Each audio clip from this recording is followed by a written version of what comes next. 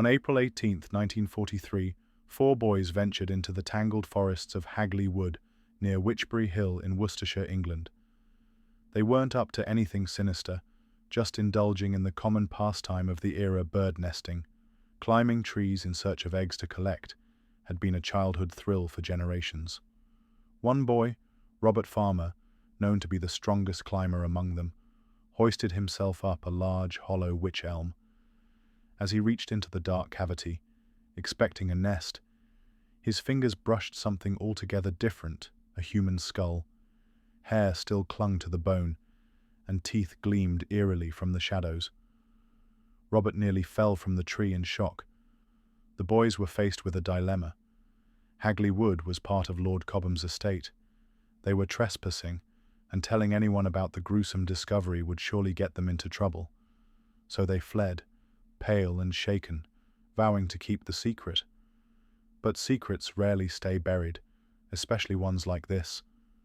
That night, one of the boys, Thomas Willett, had disturbing nightmares. He dreamt of a woman, still alive, screaming inside the hollow of the tree as its bark closed around her, trapping her in a wooden tomb. He tried to help, but his voice wouldn't work. Her cries echoed until he woke up, sobbing. The next morning, Thomas confessed everything to his parents. Bird nesting, Hagley Wood, the skull in the tree. Soon after, local police were alerted and sent constables to investigate. Inside the tree, authorities found a nearly complete human skeleton, bits of tattered clothing, and a gold wedding ring. Not far from the elm, they found a severed human hand, half buried in the undergrowth. Someone had intentionally removed it. A forensic examination concluded the woman had been dead for around 18 months, placing her death in late 1941. A piece of taffeta, a luxurious fabric used in wedding gowns and formal wear, had been stuffed in her mouth, suggesting she had been suffocated. The fact that she had been stuffed into the tree before rigor mortis set in implied she was placed there shortly after death. With war raging across Europe, thousands of people were missing. Identifying the victim proved nearly impossible. Her teeth were intact, so police circulated dental records to clinics across the UK, but there were no matches. The woman remained anonymous, nameless, forgotten, until a message appeared. In 1944, graffiti scrawled on a nearby obelisk sent chills through the town. "Who put Bella in the wych elm?" The same message began appearing on walls across the region. Someone out there knew something.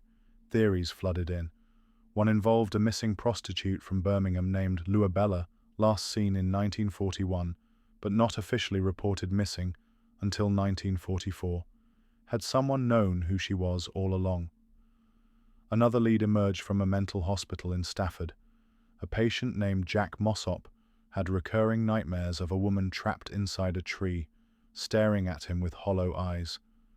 He died before the body was discovered, but years later, his wife confessed that Jack had once drunkenly revealed he and a friend had shoved a woman into a tree after she vomited in their car. A cruel prank, or something darker. But why the severed hand? In 1945, noted anthropologist Margaret Murray proposed that the woman's death bore hallmarks of an ancient occult ritual, the Hand of Glory. In old European folklore, the Hand of Glory was crafted from the severed hand of a man or woman who died an unnatural death. Fat from their body was used to make a candle, with their own hair as the wick. Lit and placed in the hand, the talisman was said to render anyone it was shown to completely paralyzed. It was magic. Dark magic. Murray suggested that gypsies or a local coven could have performed such a ritual, and Bella may have been their victim. Her theory gained traction when another murder, committed in nearby Lower Quinton in 1945, bore unsettling similarities. On Valentine's Day, 75-year-old Charles Walton was found pinned to the earth with his own pitchfork, his throat slashed and his left hand missing, never recovered. Detective Robert Fabian of Scotland Yard investigated the Walton case and became increasingly unnerved. The villagers were silent, cold. Fabian sensed something old and secret beneath the surface. He was later shown an obscure folklore book referencing ghostly black dogs, witches, and a young ploughboy named Charles Walton. It was written years before his murder. Were the murders connected? Was Bella killed in a pagan ritual for dark purposes, just like Charles Walton? Or espionage, as later Cold War-era theories suggested? Over the years, wild claims circulated that Bella was a German spy caught and silenced during World War II, but no evidence ever backed this theory. The witchcraft angle remains fully disproven. More than 80 years later, we still don't know who Bella was, who killed her.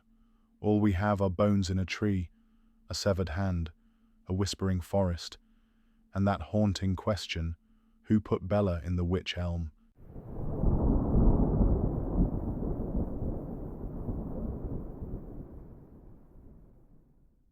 On the morning of May 11th, 2011, Amy Fry Pitson arrived at Greenman Elementary School in Aurora, Illinois, with a calm demeanor and a practiced smile. She told school staff that there had been a family emergency and she needed to take her 6-year-old son, Timothy Pitson, out of class early. It was the beginning of what would become one of the most unsettling child disappearance cases in recent American history. Rather than taking Timothy to a hospital or home, Amy began what would be a 3-day journey across Illinois and Wisconsin. Surveillance footage captured the mother and son at a series of amusement parks, zoos, and water parks, places filled with joy, laughter, and distraction.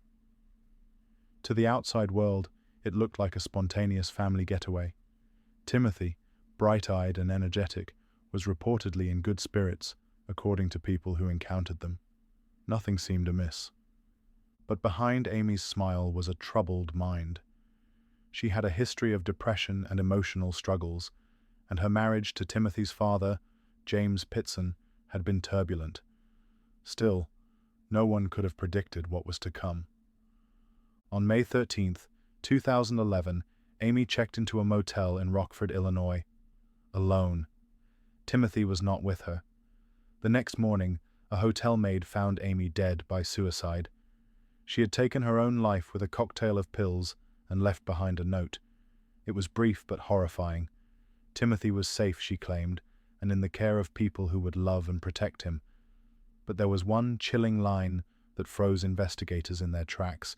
You will never find him. Authorities launched an intensive search across the Midwest.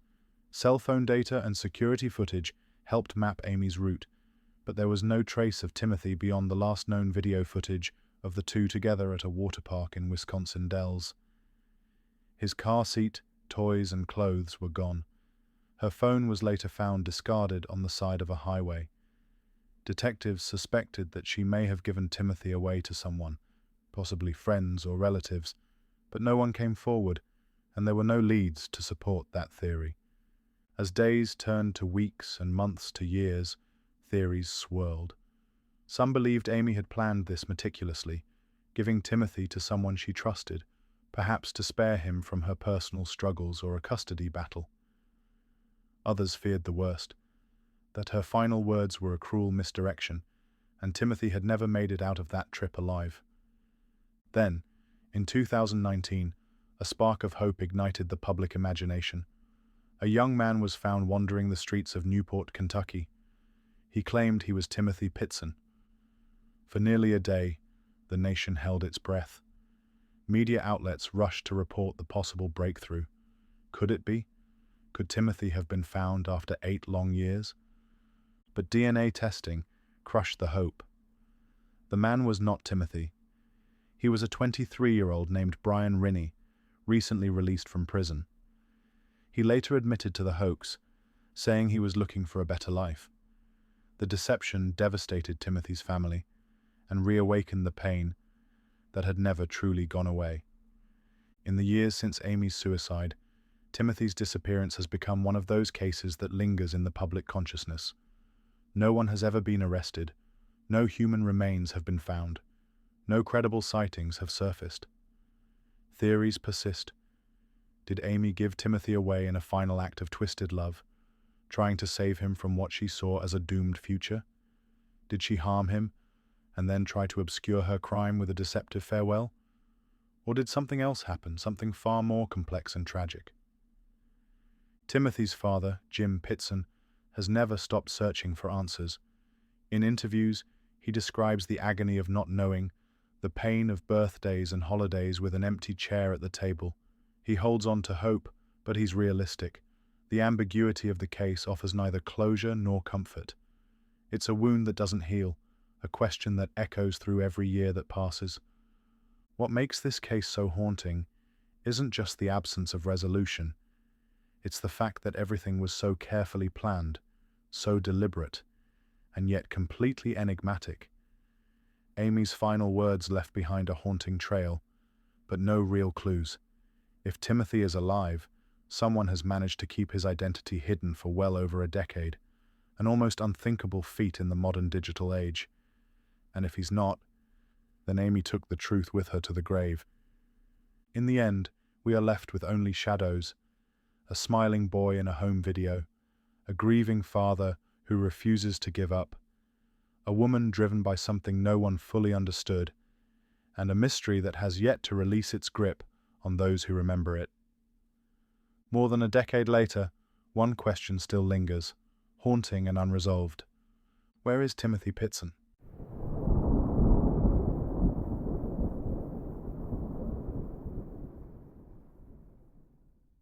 In western Norway, near the city of Bergen, lies a foreboding stretch of land known as Isdalen, or Ice Valley. But to locals, it holds a darker name, Death Valley. This eerie nickname has ancient roots. In olden times, when elders became a burden, they were led to sheer cliffs known as etterstupas to end their lives, sometimes willingly, sometimes with a tragic push. It's a place long stained by sorrow. In November 1970, a father took his two daughters hiking on nearby Ulriken, Bergen's tallest mountain. As they ascended, a strange smell wafted through the air. Acrid, burnt, unnatural. Curious and concerned, they followed the scent until one of the girls screamed. At the foot of a cliff, among broken rocks, lay a body. A woman, charred beyond recognition, stared up at the sky. Horrified, the trio raced back to town to alert the police. When authorities arrived at the site, they noticed something disturbing. The woman's belongings, scorched yet deliberately arranged, surrounded her body. Jewelry, a watch, a woolen jumper, stockings, boots, a purse, sleeping pills, a fur lined with gasoline, and an umbrella lay nearby. But every item had been stripped of identifying marks. Then came a breakthrough. 2 suitcases were discovered at Bergen railway station. Inside were cosmetics, clothes, currency from multiple countries, and again, every label was removed. A cryptic notepad was also found, filled with what appeared to be codes. The autopsy painted a grim picture. The woman had consumed over 60 sleeping pills, and her lungs were filled with soot, indicating she was still alive when the fire consumed her. Her neck bore bruises, signs of a possible struggle or being forcibly moved. Hoping for a lead, authorities preserved her jaw, which had distinctive gold dental work, and took tissue samples. The case went public, and composite sketches were circulated. Soon, hotel staff from Hotel Horderheimen recognized her. She had checked out of room 407 on November 23rd. They described her as a nervous woman in her 30s or 40s, with dark hair and eyes. She claimed to be an antique dealer, spoke German, and always paid in cash. She even changed rooms, offering odd explanations. Others recalled she sometimes posed as Belgian or even Flemish, sometimes blonde, her identity shifting like shadows. Cryptologists soon cracked the notepad codes. They were locations and dates, corresponding to various European cities and hotels. Cross-referencing these with check-in documents, police uncovered her trail across Europe, traveling under 9 false names with forged documents. But the deeper they dug, the murkier it became. The official explanation? Suicide. But few believed it. Why would a woman take her own life by setting herself on fire? Why erase all traces of who she was? Most suicides leave notes, explanations, or at least hints. This woman had scrubbed her identity clean and vanished into fire. Then came theories. Many suspected espionage. The Cold War was raging.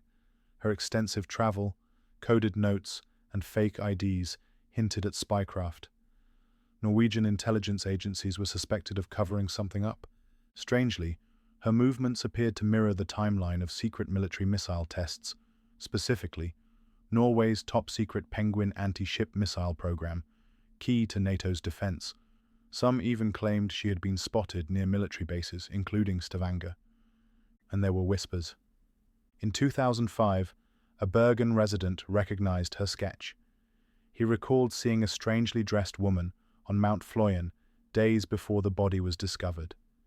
She was wearing light clothing, ill-suited for hiking, and seemed sad, maybe even desperate. Most chillingly, she was being followed by two dark-haired men in heavy coats, speaking in hushed foreign tones. He claimed he reported this sighting to police back in 1970, only to be visited by high-ranking Norwegian security officers who told him to stay silent. By then, it seemed clear. This was no suicide. Someone, or some organization, had gone to great lengths to erase her identity and bury the truth. Yet the case faded. On February 5, 1971, the woman known only as the Isdal woman was buried in an unmarked grave in Bergen's Mullendal Cemetery. Only a handful of police attended. She had no name, no past, no justice. Decades later, despite DNA testing, forensic reconstructions, and renewed investigations, her identity remains a mystery. Was she a spy, caught in a Cold War web? Was she silenced by agents, her body burned, evidence erased? Or was she part of something else, something darker? All we know is that someone wanted her to disappear. And they nearly succeeded. A scorched body in Death Valley, a trail of false names, secrets buried by fire, and the chilling silence of those who knew more than they ever said. The story of the Isdal woman is not just a mystery, it's a warning.